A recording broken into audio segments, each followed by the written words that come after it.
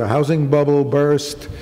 That threw a lot of people out of work right away who were getting work, including a lot of immigrants who were coming to work. 300,000 people face foreclosures like we do here. And of course in Spain, as we do here, and in a different form, they have a national question, which is why I called it before the Spanish state. And I wrote that in the article, if you might know why I say the Spanish state instead of just saying Spain, is that it's sort of on the left in Spain in respect for the different nationalities, the different peoples who make up all of Spain. They call it the Spanish state.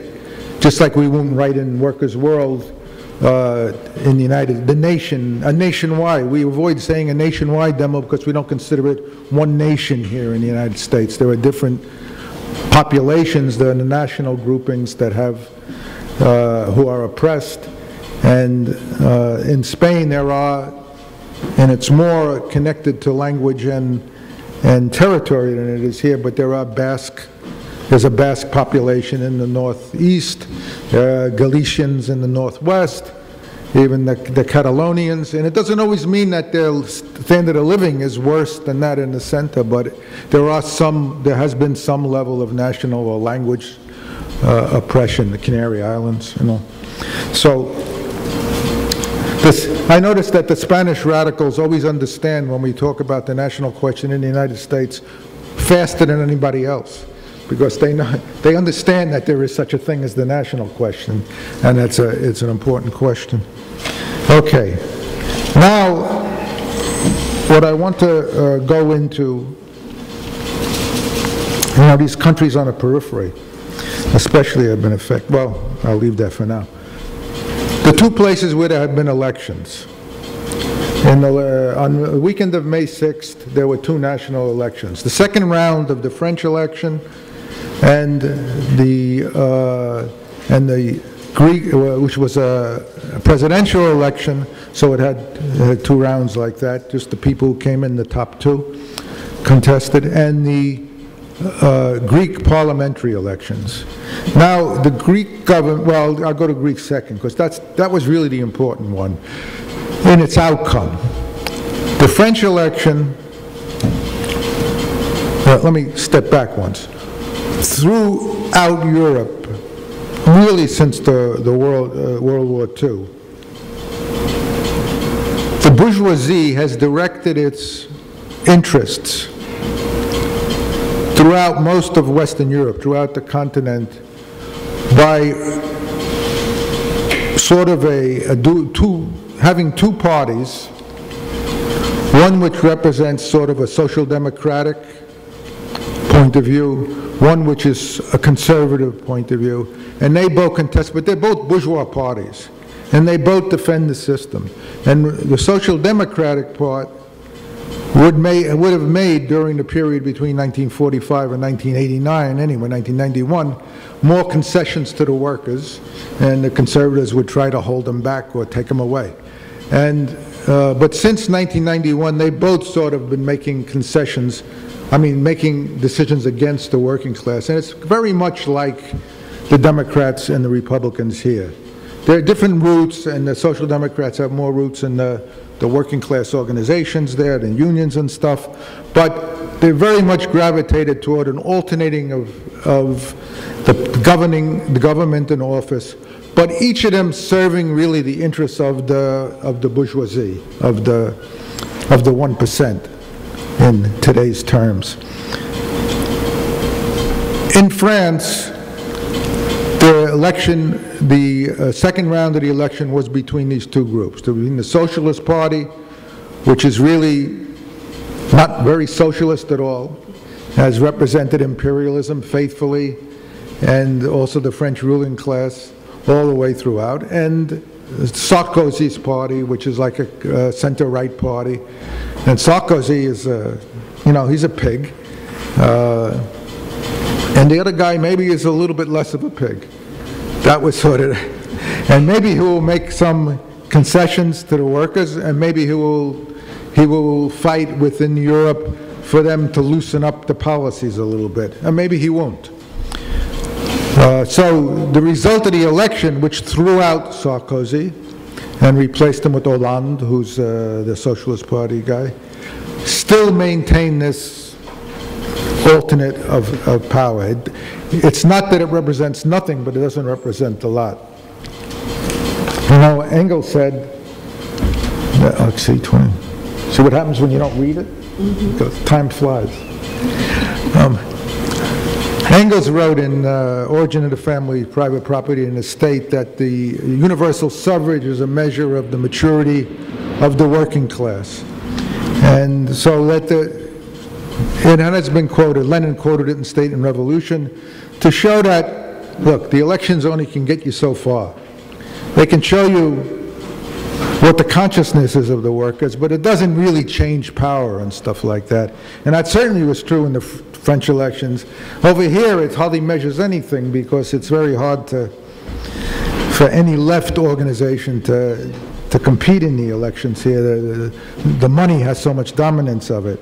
Now in Greece, however, the crisis has developed to another point, and something different did happen. Not that it was a change to workers' power or something like that, but the old parties, these two parties, which in Greek is the PASOK, which is the Socialist Party, and the New Democracy, which is the right-wing party, and they've been going back and forth for the last, since the colonels got overthrown in there was a coup in '67, and it was like a fascist-type military regime for seven years, and then they got overthrown. Since then, these two parties have alternated in power, but they got completely trashed in this election.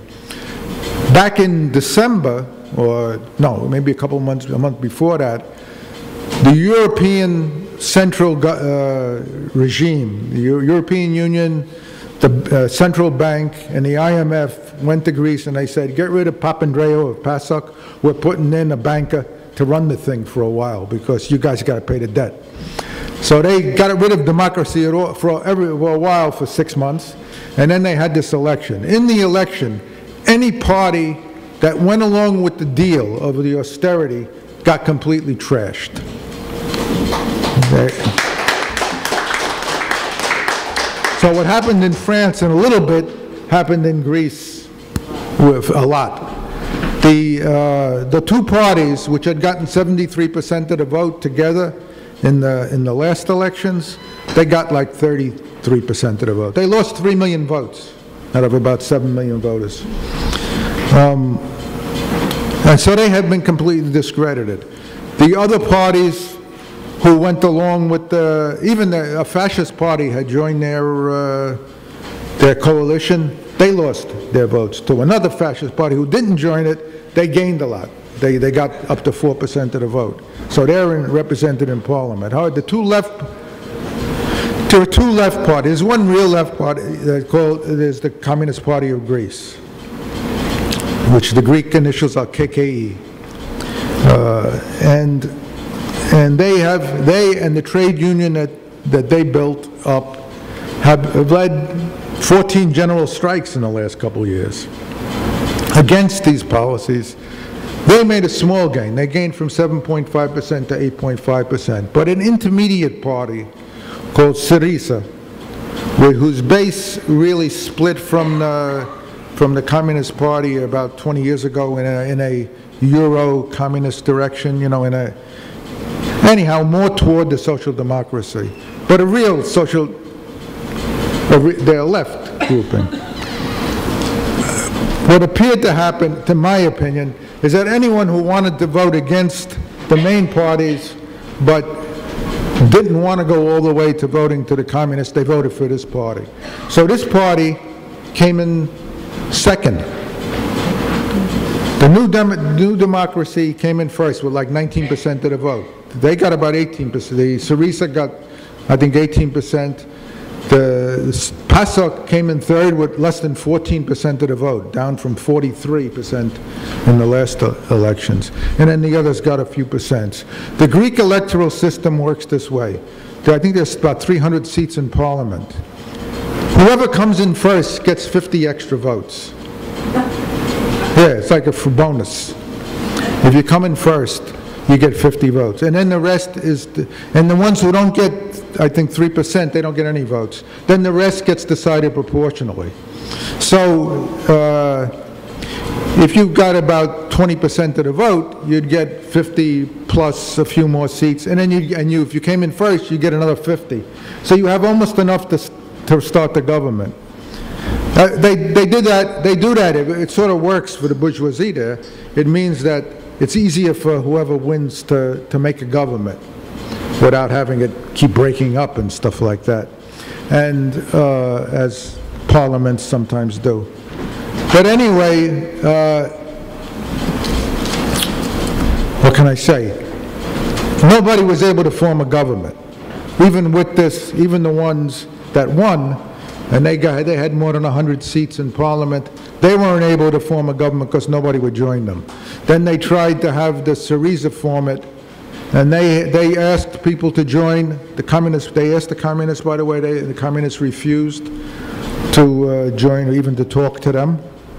And so now it's heading toward another vote, if it's not interrupted by some other event. I talked with Comrade Sarah today in Chicago. She says that the Europeans there are very worried about the possibility of a coup, which I would have thought is was only a small possibility, because it seems like the bourgeoisie has a lot of other options left before they have to go to something like that. But that would be, a big step. But in any case, it's on somebody's mind, and there's nothing to say that the June elections would resolve the parliamentary problem. So there's a big problem for the European bourgeoisie and for the working class, and especially the working class in Greece. And the comrades in Chicago, by the way, are holding a demonstration tomorrow night at the Greek consulate in Chicago in solidarity with the workers.